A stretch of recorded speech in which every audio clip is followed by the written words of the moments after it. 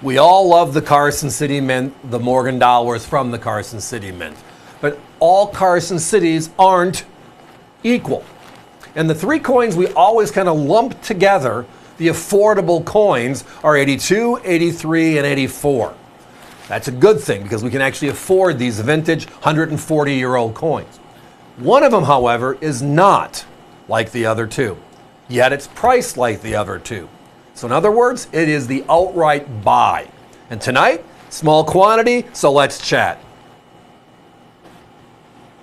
That coin again is the 1882, everyone. Now, GSA stands for General Services Administration. And this is how it all came together. In the early 1960s, you could walk into a bank and ask for a bag of Morgan dollars, give them $1,000, they give you 1,000 coins in a bag. A lot of people did that. Then we pull 90% silver across the board, dimes, quarters, and half dollars, and 64.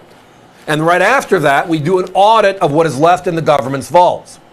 Now we pull the dime and quarter, so now we're copper clad. The half dollar is continued in silver until 1970. That changes in 1971. So the government goes to their vaults and looks at what they have, not local branches or banks that we might visit in our communities. These are Federal Reserve banks. And they look in their vaults and they come up with an inventory. And the unique inventory is this.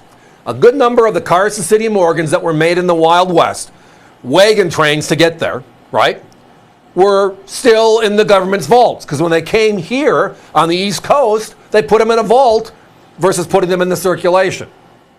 So there was a number of coins, the 78, the 80, the 81, 82, 83, 84, and 85, the earlier Carson Cities that showed up on the books when they did this audit in the late 1960s. Well, the government decided at that time it's going to sell these Carson City Morgans to the American public. And this is exactly how they packaged them. A Carson City coin, a beautiful uncirculated specimen in this beautiful black card. That card, by the way, is the same they used for the Eisenhowers in the early 70s. It was the packaging at the time. And then the blue box with a little quote from President Richard Nixon from the time. That's the OGP, that's the GSA. Everybody at that time thought in the early 70s, when this auction was going on, that it's going to pummel and just diminish the desire for Carson Cities. It did the exact opposite. Prices quadrupled, even though all these new coins came into the industry. And today, they're still at a significant premium. Because everybody loves the story of the Carson City Mint. I mean, who doesn't? How can you not? The 1878 to 1904, the first 27 years, the Carson City Mint struck 13 of them. San Francisco, Philadelphia were all 27. New Orleans was 26.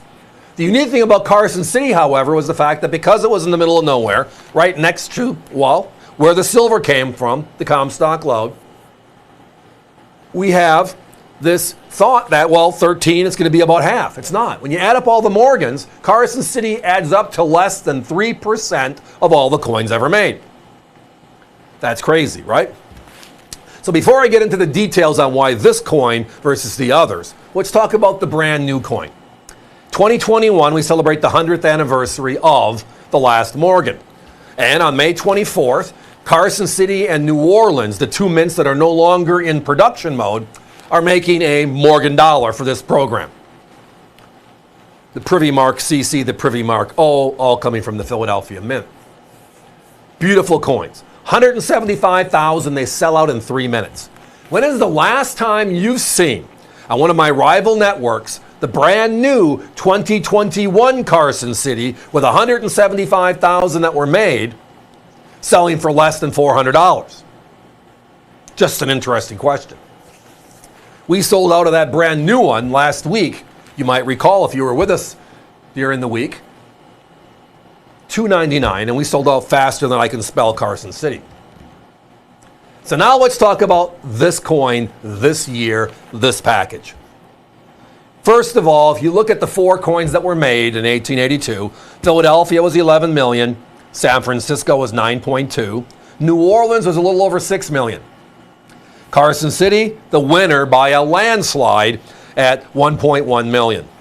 So the old charts are there. But I mentioned in the past, and even earlier this evening, how population reports, NGC, PCGS, etc., break things out. And they give us an idea of what is versus what isn't. If you track how many have been seen, that's the difference. So if you go to NGC just as one of the services, and PCGS and the others mimic it by numbers, you look at the 1884, because again, the 2, the 3, and the 4 are considered kind of the same coin. I'm telling you they're not. The 84, 77,706 coins seen in the last 40 years. The 1883, it's a little bit rarer, 66,445 coins. And then the 82, and it's not 64, it's 51,611. Significantly lower than the other two, yet they're all the same price. So it means there's 15,000 more 83s, and there's 25,000 more 84s, and they all sell for the same price. I don't know about you, but I want the coin that has, well, the fewer known for the same price and the same quality. That is what this is. Guys, I'm sorry I blew through that stop sign. Time to put up that 30-second clock. If you have this in your shopping cart, everybody, and you're going to hang around for a while, which we're going to say thank you very much from the bottom of our hearts, this one's going to go away pretty darn quick. We already have more phone calls than coins left. Just can't tell which is for which right now, but it's going to settle out soon. So if it's in your shopping cart, check out. And then if I can entice you with anything else as the evening goes on, call us back. Just tell us we got an order in the system. We'll find it. We'll add to it. We'd love to do some more business. But tonight, it's the coin that everybody says is, but it isn't. The numbers speak for themselves. But look at our price. The competition's over 500 on this one. We're under 400, saving hundreds, and it's the rarer piece. Give us a call.